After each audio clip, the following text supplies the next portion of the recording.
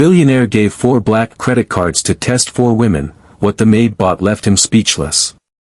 The mansion stood on the hill like a monument to everything the world worshipped: glass walls, golden lights, a view that stretched endlessly over the sleeping city.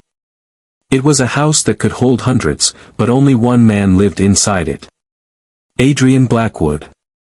His name had long ceased to be a name. It was an empire, a force whispered in luxury corridors, printed on skyscrapers, carved into private jets.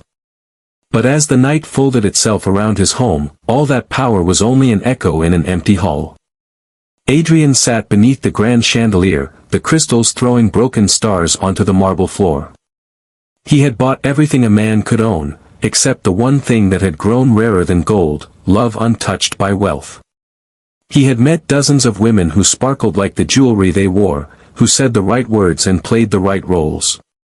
But when the lights faded and the night settled, they never looked at him, they looked at what he represented. So he decided to create a test. A quiet, simple test. No speeches, no questions, no promises. For women, for black credit cards without limit. Each would receive the same card and no instructions beyond a single line on paper: spend what your heart desires. The first woman was born in a world where beauty opened doors and diamonds kept them from closing.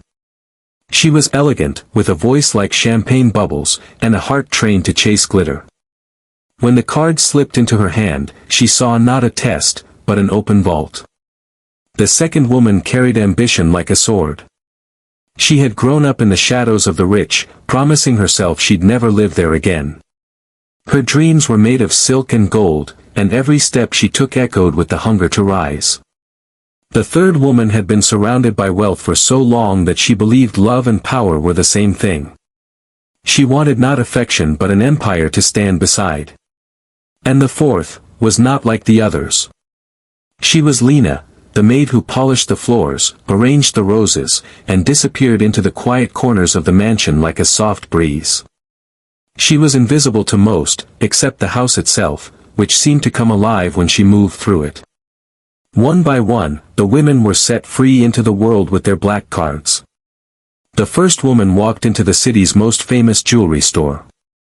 The chandeliers dripped with gold, and the mirrors reflected her beauty back to her, multiplied 100 times. She filled her hands with necklaces that shimmered like galaxies, rings that glowed like captured suns. By the time she was done, she had built herself a throne of gems, each piece shouting a single truth: she loved the shine more than the soul.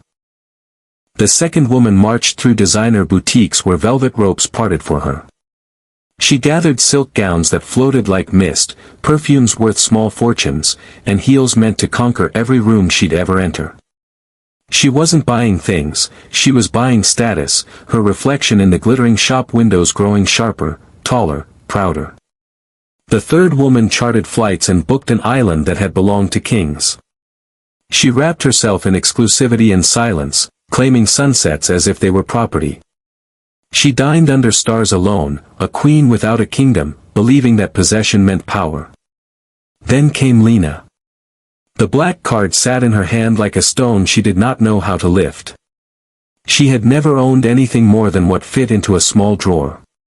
She walked through the streets not with the eyes of greed, but of wonder. The city was dressed in gold that night, but her steps turned away from the bright towers. She found herself at the gates of an orphanage she had once passed on her way to work, a place with peeling paint, broken swings, and the sound of small laughter echoing through cracks. She walked inside, unseen like always, and spent her first purchase not on herself, but on new beds, soft, warm, safe. She bought blankets that smelled of lavender and pillows that held the shape of small dreams. Her next stop was a clinic, where hope was kept alive with too little. She paid for machines that had been broken for months, medicine that doctors whispered about but could not afford. A woman who had always cleaned the corners of luxury now swept through forgotten places, leaving behind trails of kindness no camera would ever capture. She found schools with missing windows, children with broken shoes, shelters that had lost their light. She bought not what glittered, but what healed. Her hands filled not with gold, but with lives made softer. And at the end of the day, she walked home with nothing new in her hands, except the warmth of 100 small smiles. When the reports came in, Adrian expected figures, spreadsheets, transaction records. But what he received instead were photographs and silent proof. The first 3 cards screamed luxury. Lena's whispered something else entirely. There were pictures of children hugging new blankets, nurses standing beside repaired machines, classrooms glowing with fresh light.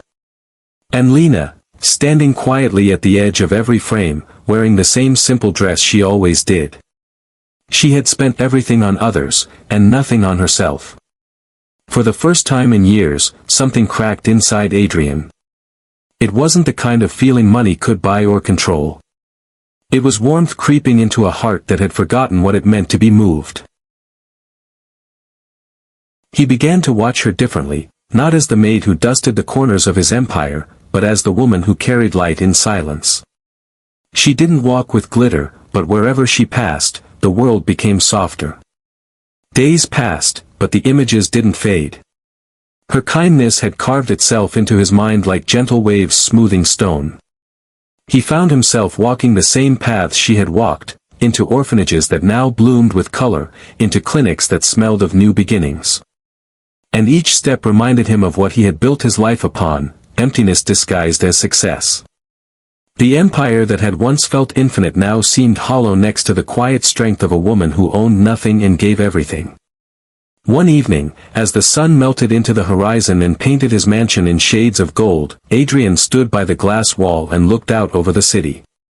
For years, he had believed love was something to be earned through perfection, through grandeur. But Lena had shown him it lived in the smallest, softest places, like a heartbeat no one hears until they listen closely.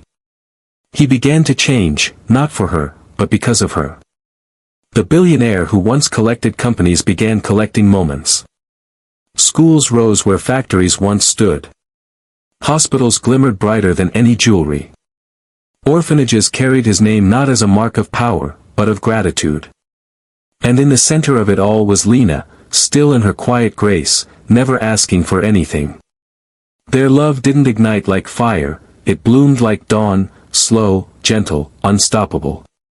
No vows were spoken, no grand gestures made. It was in the way he watched her with reverence, and the way she never tried to be more than she was.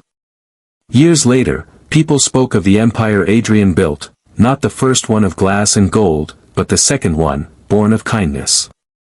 They spoke of the woman who had nothing and changed everything. And every night, when the lights of the city flickered below, Adrian would turn to Lena beside him. No credit card, no diamond, no crown could ever match what she had given him the day she spent everything on others and left him with the one thing money had never been able to buy, love.